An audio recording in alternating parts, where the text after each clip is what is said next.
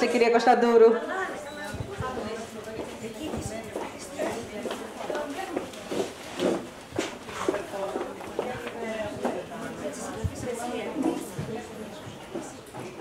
Ναι, ναι. Κάτι στη μέση. Ναι.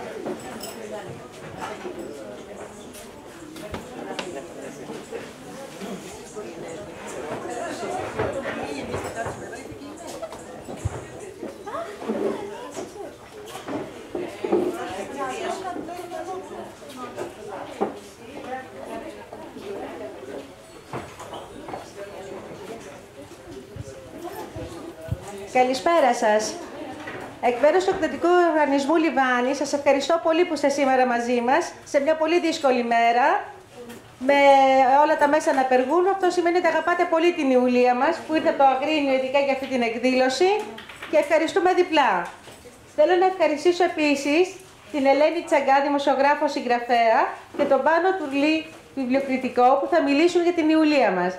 Το βιβλίο της στο δεύτερο από όλες κυκλοφορεί από τις εκδόσεις μας, εκδόσεις Λιβάνη, και χαιρόμαστε πάρα πολύ που η Ιουλία είναι στην οικογένεια του εκδοτικού οίκου. Καλή επιτυχία!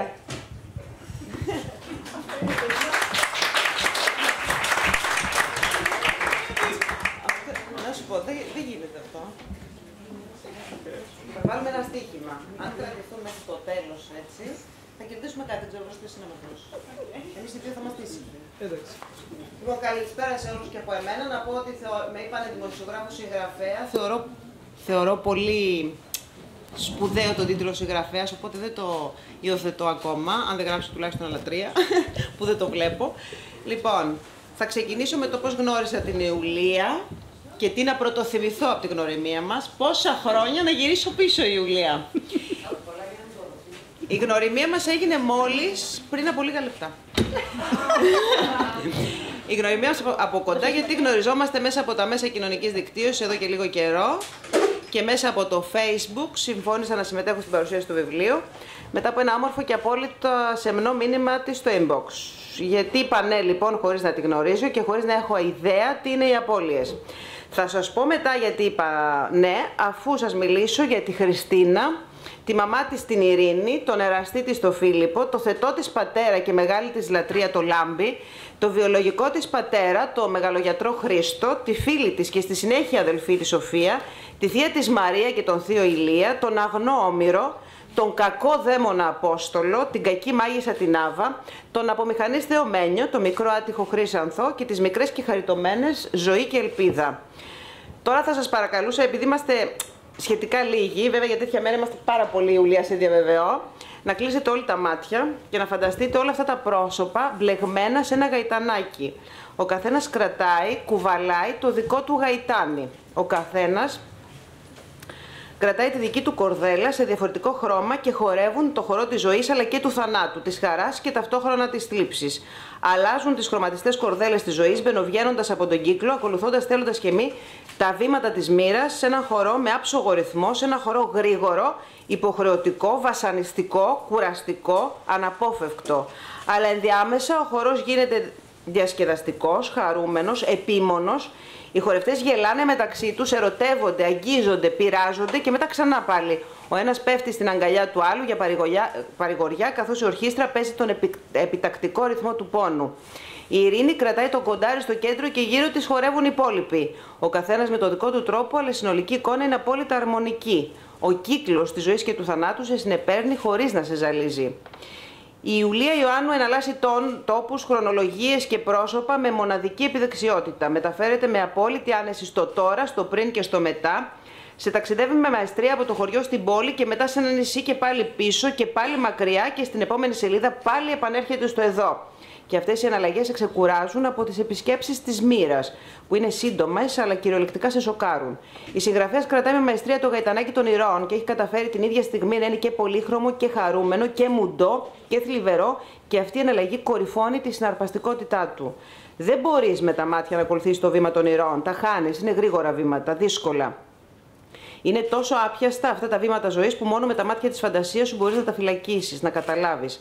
Αυτό που καταλαβαίνεις όμως σίγουρα είναι ότι όλα για κάποιο λόγο γίνονται, και τα όμορφα και τα άσχημα. Σύμφωνα με τη συγγραφέα, κάθε άνθρωπος έρχεται στη ζωή μας για κάποιο λόγο και για κάποιον άλλο λόγο φεύγει. Όλα τα πράγματα που μας συμβαίνουν έχουν κάτι να μας δώσουν, από το απλό να μας οριμάσουν μέχρι το δύσκολο να μην καταλάβουμε ποτέ το γιατί. Η Μέριλιν Μονρόε, γιατί είμαι λίγο της εμπορικής τέχνης, είχε πει κάποτε, πιστεύω πως όλα συμβαίνουν για κάποιο λόγο. Οι άνθρωποι αλλάζουν έτσι ώστε να μπορέσεις να μάθεις να τους αφήνεις. Τα πράγματα πάνε άσχημα για να τα εκτιμήσεις όταν πάνε καλά.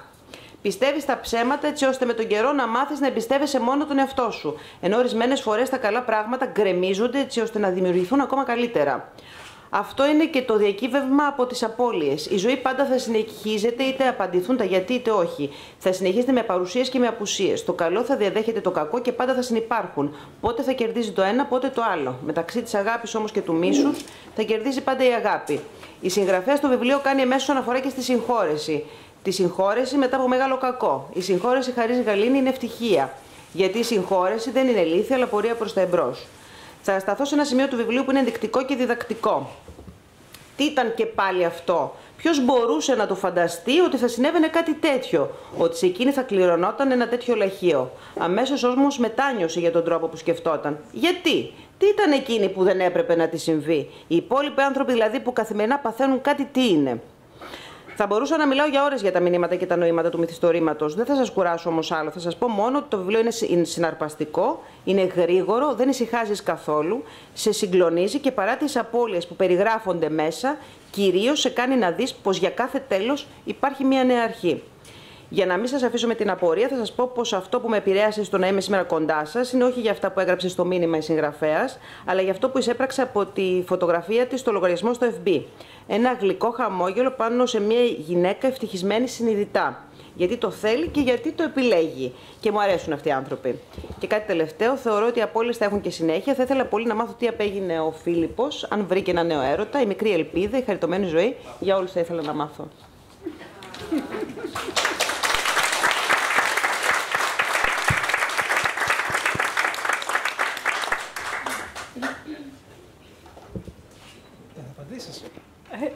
Με την απορία θα μας αφήσεις? Θα σας αφήσω με την απορία. Τόσος κόσμος ήρθε εδώ, θέλουμε να μάθουμε. Λέγε. Ίσως στο τέταρτο. Εντάξει. Με ένα κενό. Ναι, όχι, το τρίτο είναι άλλο πράγμα. Α, έχει ήδη δρομολογηθεί, ωραία. Μάλιστα. Δεν μάθαμε κάτι, μας άφησε με την αγωνία. Λοιπόν, εμείς όμως την αγαπάμε ακόμα, έτσι δεν είναι? Ένα ζεστό χειροκρότημα για τη συγγραφέα μας.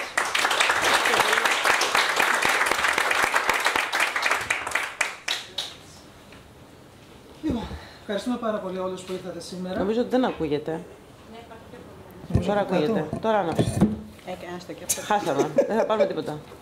Λοιπόν, όλο αυτό έγινε για να πέσει και το τελευταίο βιβλίο, έτσι. Λοιπόν, καλησπέρα και από μένα. Ευχαριστούμε πάρα πολύ που ήρθατε παρόλες τις αντιξοότητες, τις συγκοινωνιακές και όχι μόνο. Θα σας καλωσορίσω και εγώ με τη σειρά μου. Οι Απώλειες είναι το νέο μυθιστόρημα της Ιουλίας Ιωάννου, που μας περιγράφει τις ζωές μιας οικογένειας απλών, καθημερινών ανθρώπων, που ζουν τη ζωή τους πότε με τη συννεφιά του θανάτου και πότε με τον ήλιο της ευτυχίας. Δύο αδελφές, η Ειρήνη και η Ευτυχία. Άλλαξε σωστά εικόνα, χαίρομαι. Συγγνώμη. Δύο αδελφές, η Ειρήνη και η Μαρία, καλούνται να έρθουν αντιμέτωπες με το παρελθόν τους, να στηρίξουν τις επιλογές τους και να μην χάσουν την αγάπη και την εμπιστοσύνη των δικών τους ανθρώπων. Η ζωή τους είναι ένας ατέρμονος κύκλος συμβάντων και περιστατικών. Γεγονότα που συμβαίνουν νομίζεις τυχαία, αποκτούν τη σημασία τους αργότερα, την κατάλληλη χρονική στιγμή.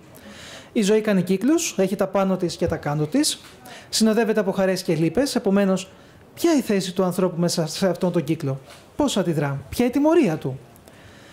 Η Μαρία και η Χριστίνα χτίζουν το ζήν ιδέως του Επίκουρου, την ευχάριστη ζωή δηλαδή που πρεσβεύει η φιλοσοφία του αυτή.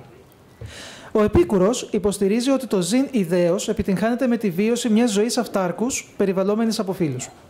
Πράγματι, η Μαρία και η Χριστίνα, παρά τις δυσκολίες τους, έχουν ανθρώπους που αγαπούν και τις αγαπάνε. Τα παιδιά τους μεγαλώνουν, γίνονται αυτάρκοι, φτιάχνουν τις δικές τους ζωές. Περίπου στη μέση του βιβλίου δίνεται η λύση για τις περισσότερες από τις ιστορίες και αρχίζει μια χαλαρή αφήγηση που ρίχνει το βάρος στα παιδιά των δύο γυναικών κυρίως, χωρίς όμως να αφήνει και τη Μαρία και τη Χριστίνα απ' έξω. Πάντως, σχεδόν αμέσως, το σκηνή της αφήγησης τεντώνεται ξανά με νέες ιστορίες και νέους χαρακτήρες, μόνο και μόνο για να ανακαλύψουμε ότι κανείς δεν γλιτώνει από το παρελθόν. Αυτή η τεχνοτροπία δεν σας θυμίζει κάτι? Δεν σας φέρνει στο νου της αφηγήσεως του Ομήρου, τον Ερωτόκριτο? Μεγάλα και σημαντικά έπι, τοιχογραφίες της εποχής και της κοινωνίας τους, λόγω της μεγάλης έκτασης, μας πηγαίνουν από την ένταση, μάχες, προδοσίες, αποκαλύψεις, σύστριγγλο, στη χαλάρωση, οικογενειακές στιγμές, τριφυλότητα, γιορτές και πανηγύρια. Βασικό μότο του βιβλίου είναι το ότι όλα γίνονται για κάποιο λόγο. Και αυτό, επιτρέψτε μου να πω, το συμμερίζομαι ακόμα και εγώ. Αυτό το σχέδιο, μάλιστα, το υποστηρίζουν τόσο οι άθεοι που το αποδίδουν στη μοίρα, όσο και οι θρησκευόμενοι που το αποδίδουν στο Θεό. Φυσικά με αυτό δεν εννοώ ότι δεν έχουμε δυνατότητα επιλογών ή ότι είμαστε έρμεα των συγκυριών. Κάποια γεγονότα ίσως είναι προκαθορισμένα να συμβούν. Εμείς όμως είμαστε αυτοί που θα συνεχίσουν και θα διαχειριστούν την ιστορία. Θα μπορούσα να σας πάω και στα κβαντικά συστήματα και τις αλληλεπιδράσεις που τα διέπουν, αλλά μάλλον το παρακάνω. Επομένως, στο μυθιστόρημα οι πρωταγωνιστές γνωρίζουν ο ένας τον άλλον, αντιδρούν αρνητικά ή θετικά απέναντι ο ένας στον άλλον, υφίστανται τις αντίστοιχες συνέπειες, μαθαίνουν τα λάθη τους ή και όχι. Πάνω σε αυτό, ας θυμηθούμε τον Καραμάνο, στο Γιούγκερμαν, που έλεγε ότι η μοίρα του ανθρώπου είναι ο θάνατος. Εν αντιθέσει με μια άλλη αγαπημένη ηρωίδα, τη Μαρίνα στη Μεγάλη Χήμερα, που έλεγε ότι είναι έρμεο των παθών της.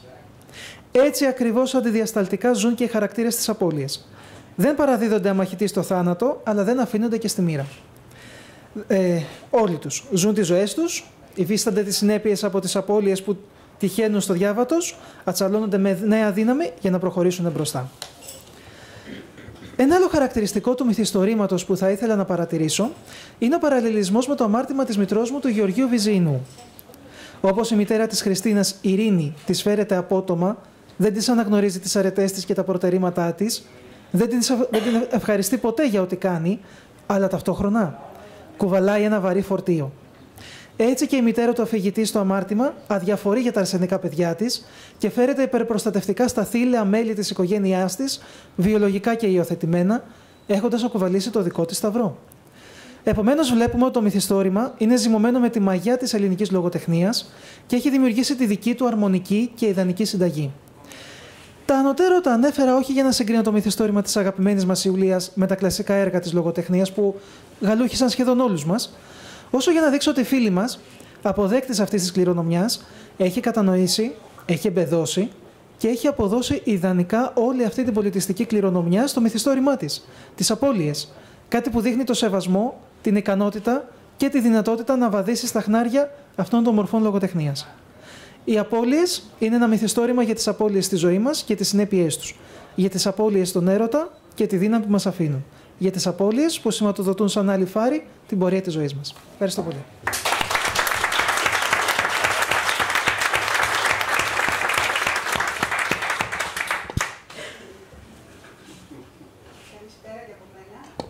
Μ' ακούτε?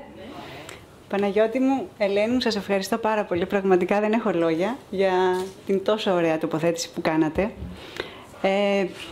Έχω αρκετό άγχος, μπορώ να πω. Είναι η πρώτη μου φορά που παρουσιάζεται βιβλίο μου στην Αθήνα. Το περσινό έτσι ξαφνικά έγιναν όλα, θα μείνει στην ιστορία. Κυκλοφόρησε στις 27 Μαΐου, η μέρα των γενεθλίων μου. Ήταν το καλύτερο δώρο που θα μπορούσαν να μου κάνουν οι εκδόσεις Λιβάνι πέρσι. Και είπα να αρχίσω τις παρουσιάσεις από το Αγρίνιο. Εκεί γεννήθηκα, εκεί ζω, λογικό ήταν. Πριν αρχίσουμε λοιπόν πέρσι να αναζητούμε ημερομηνίες, χώρο κτλ. Για την παρουσίαση στην Αθήνα, μας πρόλαβε ο Αλέξης. Τα θυμάστε φαντάζομαι, δημοψήφισμα, ναι, όχι, capital control, νέο μνημόνιο.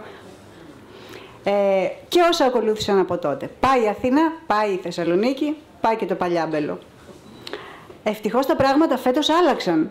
Δεν υπάρχει καμία περίπτωση να έχουμε δημοψήφισμα. Το πολύ τίποτα εκλογές να γίνουν το επόμενο διάστημα. Είναι χρεοκοπήσουμε. Θα μου πείτε να έκρωσαν τα πάντα με τη σημερινή απεργία. Μη μιλάτε καθόλου. Σκεφτείτε πόσα χειρότερα μας περιμένουν. Γι' αυτό λοιπόν με το που κυκλοφόρησαν φέτος οι απώλειες στις 22 Απριλίου, το πρώτο που έκανα ήταν να κλείσω παρουσίαση στο Αγρίνιο και καπάκι στην Αθήνα. Αν δεν μεσολαβούσε Πάσχα θα είχαν ήδη γίνει. Προχθές την Τετάρτη υποδέχτηκαν τις απώλειες οι συμπατριώτες μου στο Αγρίνιο και σήμερα να είμαστε εδώ.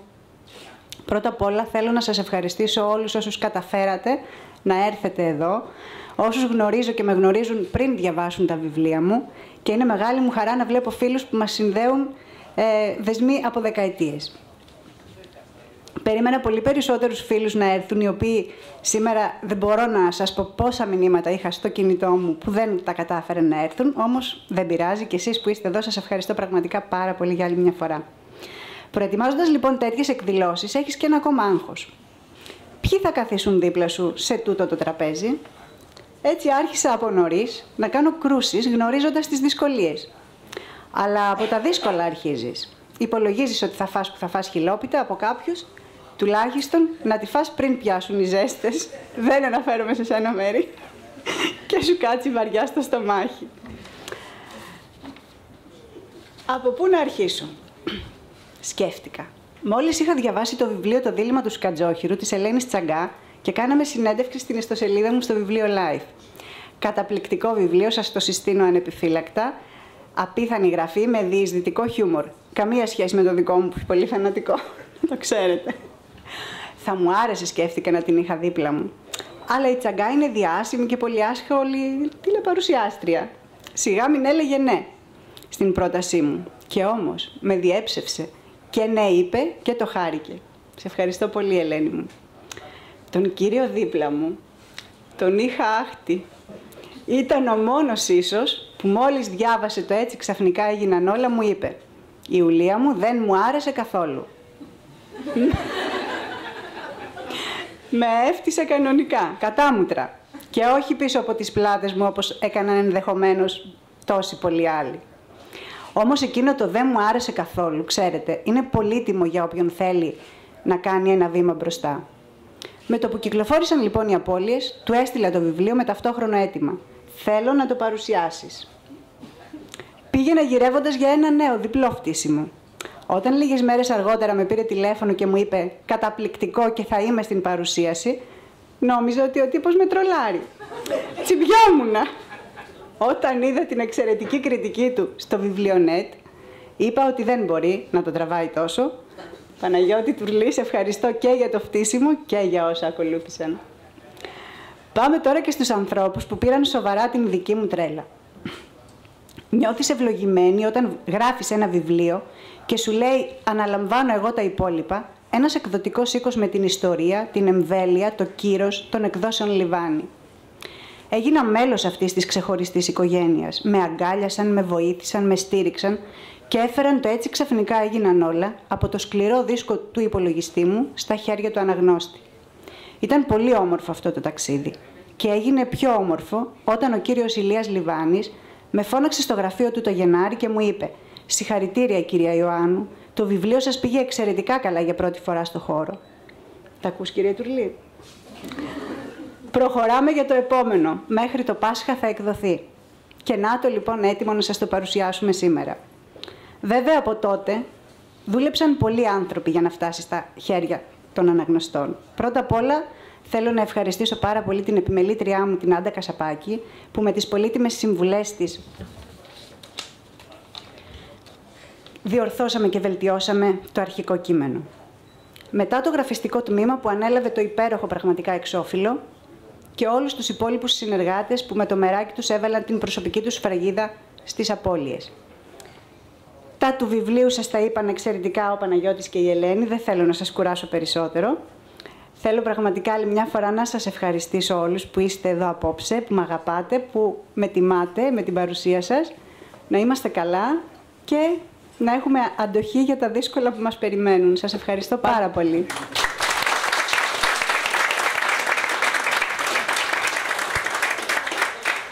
Αν μου επιτρέπεις, την επόμενη φορά που θα κάνεις παρουσίαση να μας το πεις από νωρίς. Να ξέρουμε τι θα γίνει. Κάτι θα γίνει, δεν μπορεί. Άμα μας λες ότι στην προηγούμενη παρουσίαση δημοψηφίσματα αυτά, τώρα αυτά που συμβαίνουν εδώ πέρα σήμερα και όλες αυτές τις μέρες, να μας το πεις. Τελικά, πάμε ένα ταξιδάκι. Δεν πρέπει να κάνω προετοιμασία, πρέπει να λέμε. Αύριο το πρωί, να μας πει αύριο το πρωί.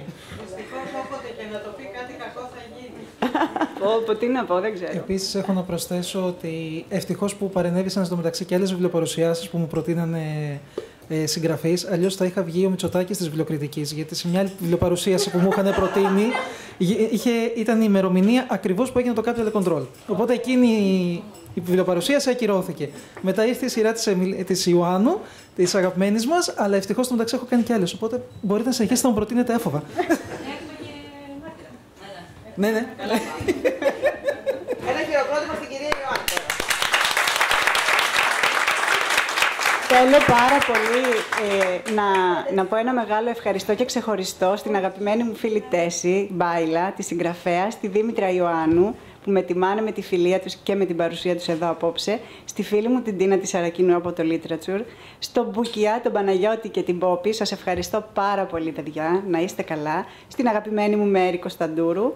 Ποιους άλλους, είναι κάποιος, δεν θέλω να ξεχάσω κανέναν. Στη Σύση Θεοφανουπούλου, συγγνώμη, από τις εκδόσεις Λιβάνι επίσης. Την αγαπημένη μου Αναστασία Δημητροπούλου που ήρθε από την Πάτρα με τη μαμά της και ήταν δίπλα μου στην παρουσίαση στο Αγρίνιο. Φυσικά τον αδερφό μου, την αδερφή μου με τις οικογένειές τους, πολλούς φίλους, όλους τους φίλους που είναι εδώ. Αυτά. Και τις εκδόσεις Λιβάνι φυσικά για όλη την υπέροχη αυτή παρουσίαση. Το θαυμαστή σου. Το γιο μου.